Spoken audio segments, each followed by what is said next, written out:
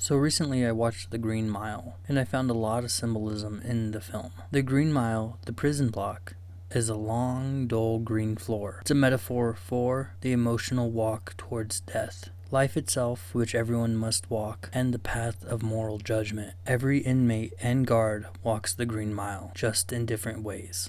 The chair, the electric chair. The chair represents the power of the state to decide life and death, human fallibility, and the limits of justice, violence disguised as righteousness. It's a symbol of punishment that doesn't always punish the guilty. The mouse. The mouse symbolizes hope in a hopeless place, the small joys that keep people alive, the persistence of goodness shown by its long life.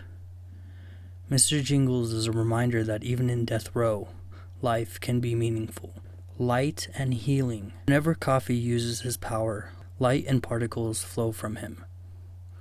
It symbolizes divine intervention, purification, and transfer of pain. When he exhales the particles, it represents the release of evil absorbed from others. The illness Paul suffers.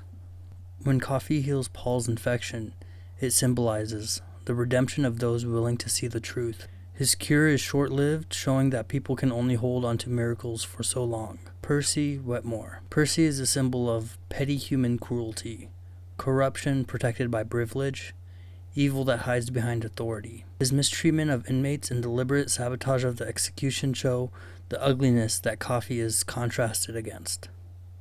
Delcroix's brutal execution. His horrific death symbolizes the suffering inflicted by flawed systems, the consequences of cruelty, the moral cost paid by the guards who witnessed and can escape the trauma. Paul's longevity. After Coffee blesses Paul, he lives an unnaturally long life, the burden of witnessing goodness destroyed, a punishment for choosing to go through with the execution, and the lasting impact one good soul can have. Paul becomes the carrier of Coffee's memory and pain. The Green Mile uses Coffee, the mile itself, and the events around them as symbols to explore innocence, divine presence, cruelty, and the moral complexity of judgment. The Green Mile isn't just a hallway, it's a slow pilgrimage every soul must walk.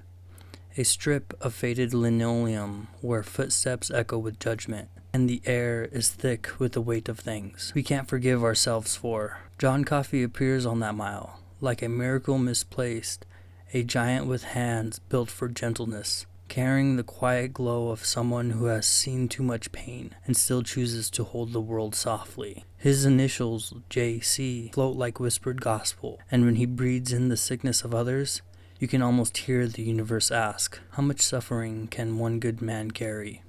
The mouse, tiny and trembling, becomes a spark in the dark, a reminder that hope doesn't need to be big to survive places built for dying. It scurries across the floor like a prayer no one expected to be answered. Old Sparky waits at the end, a wooden throne of fire, the state's idea of justice humming with electricity, the kind that burns away bodies but never the truth. And Paul, poor Paul, is left to wonder for decades, too old to be alive, too guilty to die. His long life is a sentence of memory, each year a reminder that he once killed a man who could have healed the world. Because the mile is a mirror, it shows the best and worst of us, how cruelty wears uniforms, how miracles wear chains, and how sometimes the innocent walk toward death while the guilty keep breathing. In the end, the symbolism is simple. We are all walking the mile, every day, step by step, choosing whether to be a Percy or a Paul,